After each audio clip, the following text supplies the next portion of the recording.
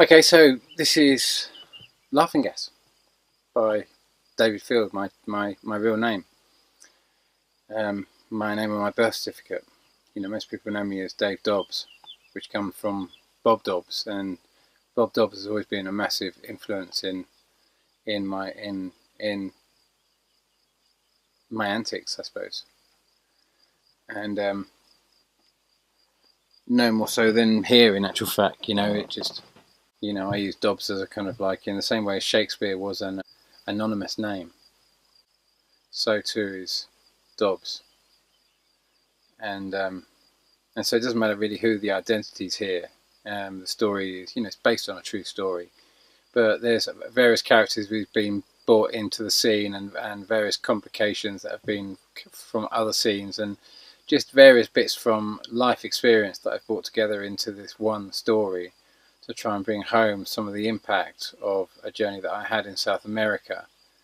And so I say it's loosely based on a true story. So it is all true, but it's various bits of truths from various places brought into this story to make it work better, and to and to make it and to bring about a more kind of holistic story, really, which the intention is to try and explore third, fourth, fifth, and sixth dimensions, and see if we can sort of like bring those kind of concepts into a story, or at least make an experience, look at an experience from these perspectives, and face the challenges. And when I wrote Laughing Gas, I knew that we were facing. I knew back in 12 because of my experiences with parents that channel, and this whole process of asking questions through a very, very different means, i.e., channeling, i.e., kind of ceremonies like ayahuasca ceremonies and things like that, and also obviously research and investigation into what's really happening, and it takes more balls than it does brains to speak truth, and really that's what Laughing Gas is about. It's a journey of tracking intentions, trying to track back to why you do the things you do, and what motivates you to be the best and most powerful person that you can be. Because if you can find that, you can find yourself. If you can find your most powerful source, what drives you, then you can find your purpose here on this earth.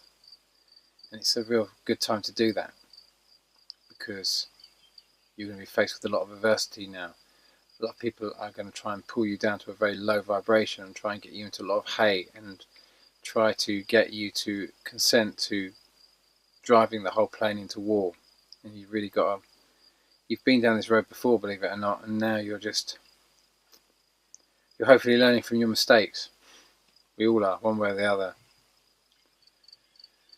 And I've made loads, and I'm sure you've made loads, and we've all made lots of mistakes. It's whether we can learn from them and then rectify them and make good of them. And I saw Britain leaving Europe back in 2008, which what drove me to write Laughing Gas. And then I published it in 2012, and I tried to warn of the woes of leaving Europe and this whole thing that was coming up, and people thought I was mad about Europe. And I saw Nibiru, and I've given all the flyby dates and everything else like that, and people thought I was quite mad about Nibiru as well. And now I think people are just starting to wake up to the concept that there really might be something there, and all those 2012ers, they really might have been on the money, like right on the money, like it arrived right in the central hub of our solar system, 2012 sharp, right. In this pilgrimage that I went on, which has enabled me to see this whole thing for good or bad, for right or wrong, for what benefit I've managed to bring to this whole story seems very little, really. But maybe it's really got to come from you. Maybe this is all about you and what your choices you make. But this is a pilgrimage that I put together, and I want to take you on this pilgrimage, because I can't see me getting a big pilgrimage off the ground here at the moment, because my reputation for shouting out about Nibiru is just not really, people just think I'm mad. and it's safer. You know what I mean? It doesn't matter. Seems to matter what happens in the world, no matter how much, you know, you can have nuclear power stations spewing out radioactive waste, but we just can't question anything above a given narrative, it seems. And so this book is just to help you a little bit, you know, it's just to help you with that narrative, because if you can't move past your beliefs, then you're going to end up becoming them. And you might not want to be doing that. You might want to be a much higher vibration than that, open to much bigger things than the limitations of your little beliefs, the restrictors of all that can be, the massive universe that just exists around you and has to almost hide itself from you to not infringe upon your restrictive beliefs. Humanity is in a very restricted state, coming out of that now. And hopefully Laughing Gas will take you on some of the sort of like, take you on a bit of a journey and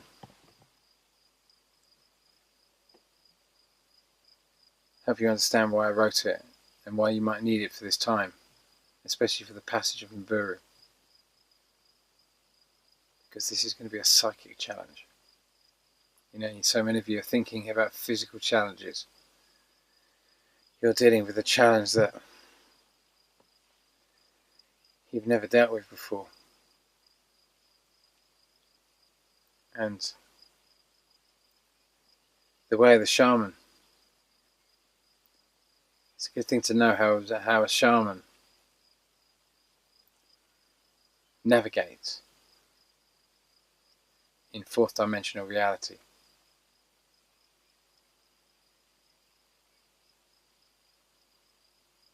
You don't have to know where you're going.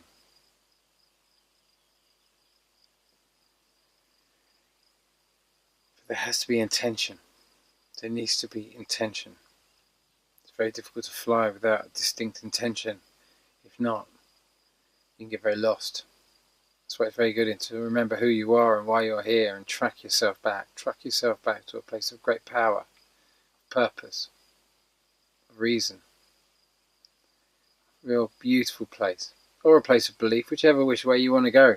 If it's just belief and you want to stay firmly in the rules of someone else's beliefs, someone else's rule books, and that's where you need to be, then obviously go with that. But remember the heart. You know, many of these great teachers were teaching you to ride the great human state, to learn how to control the human state, to control the emotions, and to keep the heart open, to keep your connection with your gods and your highest aspirations, not let that slip, not let that go, not forget about that. It's not a good time to forget about that.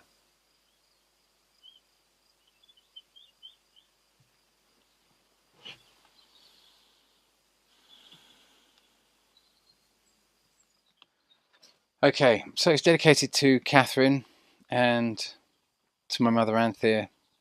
Thank you. Humpty Dumpty sat on a wall. Humpty Dumpty had a great fall.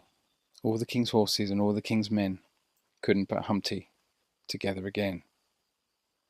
Welcome to the Wall. Chapter 1, The New World. Wednesday, 16th January 2008. It's often difficult to pinpoint the predominant aromas and sometimes almost rancid smells which greet you when you first arrive in a new country. That first breath, when you step out of the airport or the plane, if there's no sealed mobile gangway, and just tingle all over as everything rushes back to the here and now of a new life dawning. The olfactory senses must be the fastest memory trigger of all, literally absorbing the particles, the atoms and molecules, the very matter itself, everything, all mixed into one rich signature that's drawn into the blood via millions of nasal capillaries and mainlined straight to the brain. These are the thoughts passing through Dobbs's mind as he wanders down the sealed gangway at Lima International Airport. He feels like he's in a decontamination unit and finds himself longing for the days of those simple mobile stairways where you actually get to the door of the aircraft and there it all is, and you get that all-important first breath that lets you truly savour your destination. Whatever happened to the old-fashioned treatment when you could step out of the plane and have a proper gawp at the technology that had flown you to your final destination? To really see and feel the fusion of 100 years of aviation evolution, embodied in one vast, seamlessly gleaming flight body, all sat atop the massive knuckled crow's claws of the undercarriage. Inside this sealed tunnel, he can't appreciate the full significance of his arrival, only the clinical separation from all he craves. At last, stepping slowly out of the airport, he can soak up the freshness of the new day amongst the arriving passengers, their bustling pace contrasting sharply with his own slow, vacant gander. The air has many familiarities, but the one aroma for which he unwittingly searches is missing. It's too early in the day for the floral to have perspired from delicate buds in the heat of the baking sun, and to be carried off in the summer breeze. And do cactus flowers even have an aroma? Dobbs is not sure at all. Either way, the day is fresh. There's not a cloud in the sky and the temperature is perfect. In moments the airport is out of sight, and before he's had a chance to take in the breakneck speed at which the man is driving, his hand has found the window winder and began winding. The car is fast, but with the clearly knackered shocks, it seems to float over the occasional potholes in the surprisingly well-maintained dual carriageway. Despite the speed, the ride feels relaxing, and as he winds down the window, the fresh, cool air begins to mix with the interior odour of a mature Japanese saloon that spent his whole life roasting under the hot sun. Quite suddenly, some kind of alchemy happens, and there it is, that scent for which he sought so strongly, that sweet smell of adventure. Dobbs didn't actually know if Lima lies directly on the coast. For sure, the fresh, salty air has given him some clues, but now that endless chromium blue of the Pacific Ocean heaves into view, another little curiosity pops into his head as he stares in awe at the sight. Small dots are bobbing in the water, and as he watches, first one, then another, catches a white line that runs parallel and ever closer to the shore. He thinks to himself, as the freshness fills his nostrils and a feeling of nostalgia begins to tingle through his body, sending sparkly ripples right down to his fingertips. He brings his hands together and rubs them, as if shaking the energy free and discharging it. "You surf?" asks the driver, observing Dobbs's reaction through the rearview mirror. "Si," he says, before pausing to think if last surfing 17 years ago actually constitutes a yes. "Claro," he adds, half chuckling to himself. Before long he sees skyrises, many still clearly under construction. Amongst all the developments stand two glassy conical structures designed with a nautical theme, as though they might be funnels of a modern liner.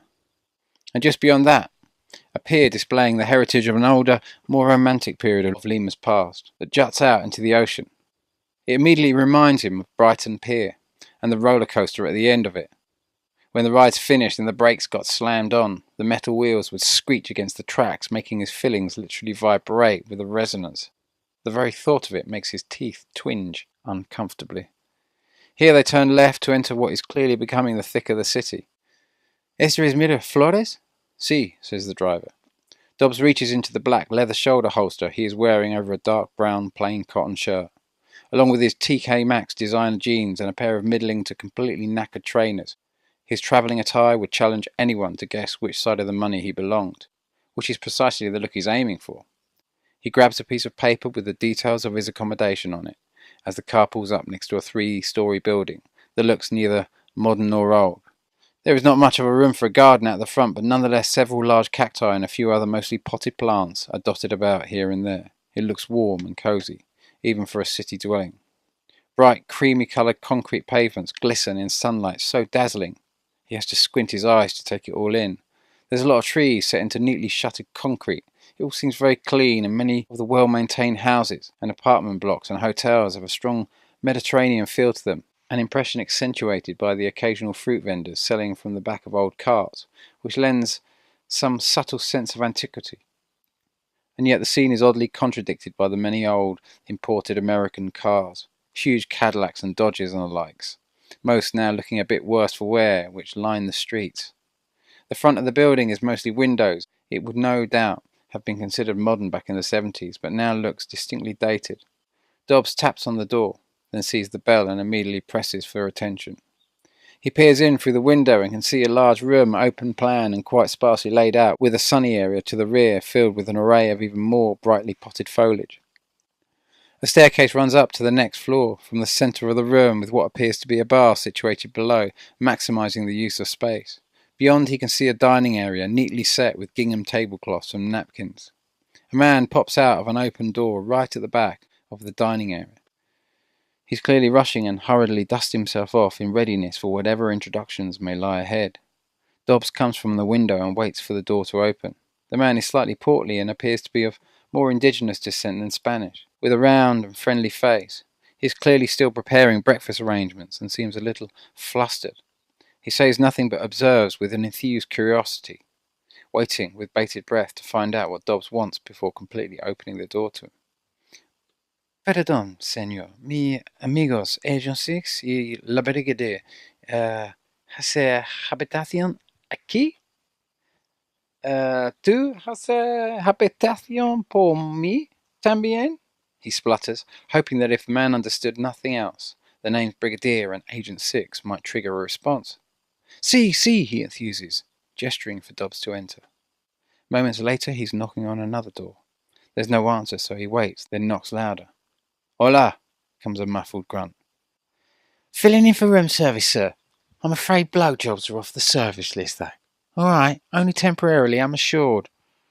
Dobbs can hear movement behind the door, slow movement, then the stumbling of sleep-deprived feet being dragged across a wooden floor, and finally the fumbling of the handle, followed by a contradictory, rapid movement as the door is abruptly swung open. There stands Agent 6 in his boxers. He's squinting while supporting a smile that doesn't quite manage to radiate across his whole face, but just more his vocal area. Everywhere else looks a little puffy and somehow compromised, but it's definitely a good effort. Held for a fair few moments before a pale, cloudy glaze seeps back into his features and he retreats back into his lair. Inside the room is small and simply furnished. There's a pair of paintings on the walls and a couple of single beds, one of which is empty and clearly unused. The sun is just at the right height, so that its bright beams reflect from the rear of the room and shine through onto the terracotta walls, mellowing the beaming radiance of the beautifully vibrant Lima morning. To Dobbs it seems like an idyllic city oasis, sprawling with tropical greenery, but it's all clearly a bit of a struggle for Agent 6 right now. Dobbs last saw him in England just a few days before, but nonetheless they exchange a brief hug. Where's the Brigadier? Dobbs inquires, taking a seat on the empty bed. Agent 6 climbs back onto his own bed, blinking owlishly, as if giving his eyelids an early morning workout. He's by no means overweight, but neither is he as lean as he used to be. His shoulders sit high, raising his full chest up to what seems an artificial height. But this is in fact his natural form. The beginnings of a cold, damp English winter have left a slight plumpness, but he's still more muscle than fat. Somehow his physique reminds Dobbs of an American Indian, like a warrior or a brave straight out of a spaghetti western. He's often wondered where Agent 6's genes descend. The only real giveaway is perhaps the fair colour of his skin. Aside from that, he looks more native to these lands than to the country of his birth. His nose is large and wide, not Roman or African, but set with his wide cheekbones, which, though perhaps not as chiselled as they were when they first met 10 years prior, somehow accentuates the indigenous impression. So where's the Brigadier? Dobbs asks again, trying not to seem overly impatient for the wake-up process to conclude, as it clearly isn't going to happen any time soon. Agent 6 glances over to the unused bed, then he sits back and inhales. He's almost smirking, whilst somehow pouting his lips, then lets out a long, slow breath, simultaneously shaking his head with a gleeful look of mock disapproval in his eyes. Dobbs flicks his fingers and gently rubs his hands together. You dirty bunch of caners, he grins. Agent 6 doesn't look best pleased with himself. Not that Dobbs wants to make him feel guilty. If anything, he's quite envious that he's missed out on all the fun. But Agent 6 is way too thick-skinned to truly take offence anyway, and shrugging it all off, he drags himself out of bed and into the adjoining bathroom. "You'll make it in a few days, he reckons," he shouts back, not too interested in engaging in a conversation through a wall though. He walks over and inspects one of the paintings on the wall instead. There were several images from his childhood that always stood out in his mind. One was a picture in a kid's geography book. of a man standing alone on a beach looking towards an approaching wave that appeared about half a mile high. The artist had obviously placed the man in the picture to give the scene a little perspective, but as a kid he never really understood things like that and would just stare for ages at the unstoppable wall of water. He was clearly only seconds away from the man, and yet he just stood there, his arms down by his sides, staring up at what back then would have been called a tidal wave. Though these days, of course, even kids would know it's really a tsunami, as the moon doesn't shift water in those sort of volumes. Nonetheless, Dobbs had always wondered what was going through the man's head as he calmly stood there, just waiting to die. It sometimes seemed to him that perhaps the man just couldn't actually see it. The other image he always remembered was on the wall of his grandparents' caravan. In the late 50s and 60s, and right through to the early 70s, they played in their band on a caravan holiday camp where they lived most of the year. They were an all-star attraction by all accounts. They spent all summer doing gigs, mostly living in caravans, and then sail off to their house in Tenerife for the winter. Dobbs used to stay with them in their caravan sometimes. Back in those days, big caravan parks were considered proper holiday material, and the people who frequented them weren't considered trailer trash or new age travellers like Dobbs and Agent 6. They were a class act. His uncle was a proper old crooner and a saxophonist and would always get him up on stage with his little plastic blue guitar. Dobbs was probably not much older than about 3 or 4 years of age then, but still to this day he couldn't remember meeting a happier man. They wouldn't put him to bed until he'd fallen fast asleep by the stage, amidst the noise of wild festivities. Then like that, like magic, he'd wake up, back in the caravan, and there, looking down at him, would be the same picture, the very same picture that was on the wall in front of him right now. It was a portrait of a beautiful Spanish gypsy woman, her dark locks catching the breeze and framing her gorgeous features. Her deep brown eyes shone like majestic jewels above a blouse so loosely buttoned it could barely contain the bounty struggling to break free from such flimsy fastenings. She was sat on the back of a bow-top wagon with a whole constable sitting in the background, and the expression on her face was like the cat that had got the cream. Dobbs may have not fully understood the finer points of his fascination with the feminine form at such a tender age, but the picture always had him captivated. At last, Agent 6 emerges from the bathroom. He's now looking surprisingly fresh for someone who's probably not slept for more than about 3 hours, and noticing that Dobbs is completely lost in the painting, he wanders over to have a look for himself. Brings back a few memories, eh? Dobbs says, smiling nostalgically. Agent 6 feasts his eyes on the scene as if seeing it for the first time, then scrutinises the corner with his finger to see if it's actually a hand-painted reaper as he suspects. He's about to say something, but Dobbs beats him to it. One of yours, innit? Dobbs smirks. One of their previous incarnations had been a somewhat shady art dealers in Taiwan. Dobbs cringes inwardly at the thought now and rapidly changes the subject. Okay, so the Brigadier's out of the picture for a while. So where's Swifty then? Reckon we'll meet him in Iquitos, replies Agent 6, shrugging those broad shoulders. So just a couple of days to kill in Lima then. So where is the Brigadier? Okay, so this is Laughing Gas by David Field, my real name. My name on my birth certificate. You know, most people know me as Dave Dobbs, which comes from Bob Dobbs, and Bob Dobbs has always been a massive influence in my antics, I suppose. And